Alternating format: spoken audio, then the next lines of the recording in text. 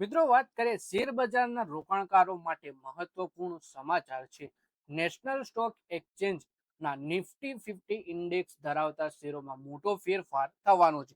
લગભગ 3 દાયકા સુધી નિફ્ટી 50 નો ભાગ રહ્યા પછી giant IT share Wipro limited ઇન્ડેક્સમાંથી બહાર નીકળવાની તૈયારીમાં છે, જ્યારે બીએસસી લિમિટેડ તેનું સ્થાન લેશે.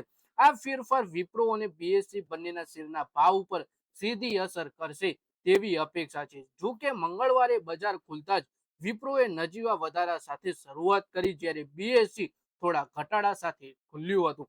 એટલે કે વાત કરવાના છે આપણે નેશનલ સ્ટોક એક્સચેન્જના નિફ્ટી 50 ઇન્ડેક્સના વિશે, જે 50 શેરોનો ઇન્ડેક્સ હોય છે અને એ 50 શેર ભારતના શેર બજારના ટોપ 50 શેર માનવામાં આવે છે.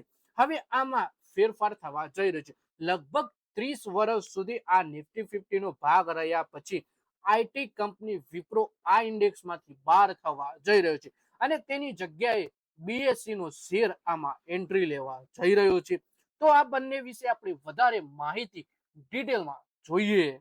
વિપ્રોને કેમ નિફ્ટી 50 માંથી બહાર કરવામાં આવ્યો એ જોઈએ તો એ સમજવું મહત્વપૂર્ણ છે કે નિફ્ટી 50 નો ઇન્ડેક્સ ભાગ રહેલી મુખ્ય આઈટી કંપની વિપ્રોના શેર શા માટે દૂર કરવામાં આવ્યા. વિપ્રોનું 6 મહિનાનું સરેરાશ ફ્રી ફ્લોટ માર્કેટ કેપિટલાઇઝેશન 55,930 કરોડના પ્રમાણમાં નીચા આંકડા ઉપર હતો.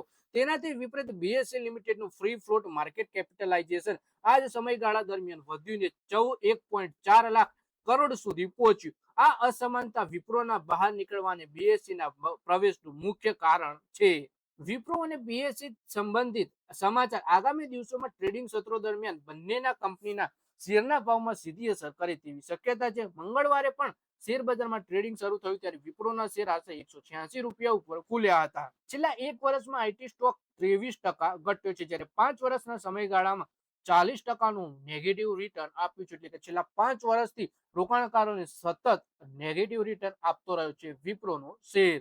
આ દરમિયાન બીએસસી નો સ્ટોક 3,565 રૂપિયા ઉપર ટ્રેડ થતો જોવા મળ્યો, જે નજીવો ઘટાડો દર્શાવે છે. આ સ્ટોકે ગયા એક વર્ષમાં લગભગ 50%નું પોઝિટિવ વળતર આપ્યું અને 5 વર્ષમાં તો 27%નું જોરદાર રિટર્ન આપ્યું છે, જેના પરિણામે રોકાણકારોની સંપત્તિમાં બહુ મોટો વધારો થયો છે.